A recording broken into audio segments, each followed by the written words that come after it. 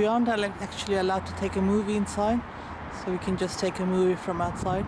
This is actually not a cathedral, it's a minster, and it started its life as a parish church, and then it was classed as a minster by the Sheffield Cathedral, diocese of Sheffield,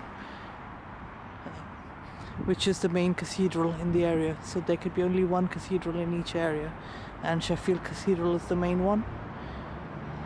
But inside is absolutely gorgeous, so if you're ever coming by this way, pop in and see the cathedral from the inside.